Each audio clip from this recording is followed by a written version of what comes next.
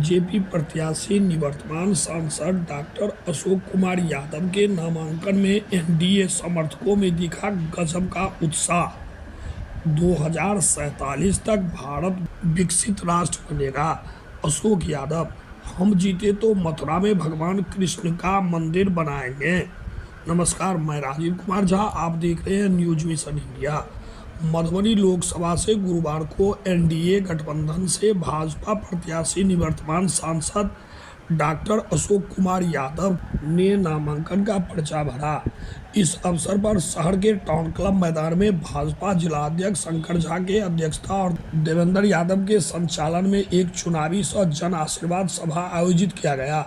सभा को संबोधित करते हुए अशोक यादव ने कहा कि 2047 तक भारत विकसित राष्ट्र बनेगा।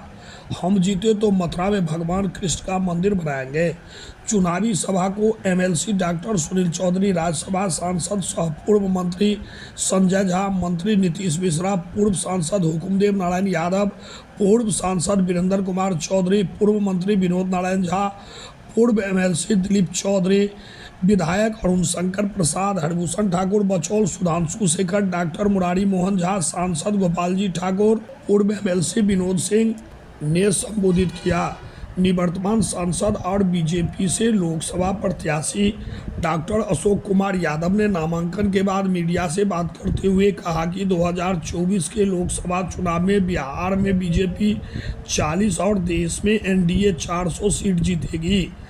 इसी के साथ आज़ाद भारत में 100 वर्ष 2047 में पूरे होने पर विकसित राष्ट्र बनेगा। एनडीए की इस बार जीत उस दिशा में बढ़े एक मजबूत कदम है। अपनी 4,50,000 से अधिक मतों से बिहार में सबसे बड़े अंतर से जीत के बारे में उन्होंने कहा कि चुनाव विश्लेषक या पंडित जो भी कहते हैं, लेकिन चुनाव का परिणाम बेहद चौंकाने वाला होगा। उन्होंने कहा कि यह यानी कि अली अशरफ फातमी दरभंगा से चुनाव लड़ने आए हैं। दरभंगा के जब सांसद थे तो अपराधियों को संरक्षण देते थे। देवी देवताओं की प्रतिमा विसर्जन होता था तो लोग डर के साये में जीते थे। ये 370 और राम मंदिर का विरोध करते हैं। हम जीत कर गए और हमारी सरकार बनी तो जिस तरह से अयोध्या में राम मंदिर बना उसी तरह से मथुरा में भगवान कृष्ण का मंदिर भी बनेगा।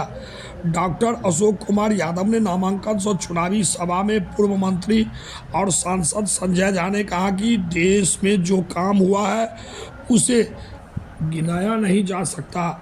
बहुत काम हुआ है। बिहार में 40 सीट जीतकर नरेंद्र मोदी जी को देकर उन्हें प्रधानमंत्री बनाएंगे। वहीं एमएलसी डॉक्टर सुनील चौधरी ने सभा को संबोधित करते हुए कहा कि यह चुनाव मात्र नहीं है, यह चुनाव देश के निर्माण, सबों के संपूर्ण निर्माण, विकास के लिए जो प्रधानमंत्री नरेंद्र मोदी जी का सपना है, देश आगे बढ़े, उसमें हम लोग भागीदार बने, उसी के लिए यह चुनाव है। 2019 में मधुबनी से जिस तरह रिकॉर्ड मतों से अशोक कुमार यादव को जिताए थे, वैसे ही इस बार 5 लाख मतों से चुनाव जिताए।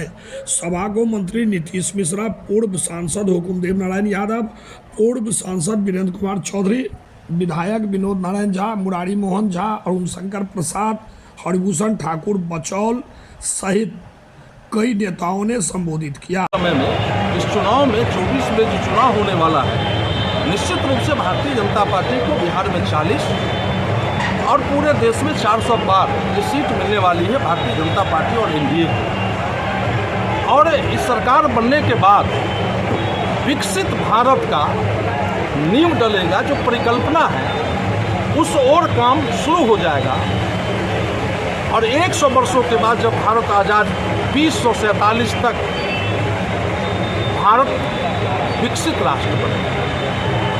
और मधुबनी में भी लगातार हम लोग भारतीय जनता पार्टी यहाँ से जीतती आई।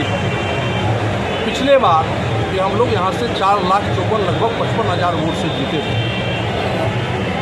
लेकिन इस बार का भी चुनाव भी भले पॉलिटिकल पंडितों का कोई एनालिसिस हो, लेकिन इस बार भारतीय जनता पार्टी की जीत फिर चौंकाने वाले थे। Thank you.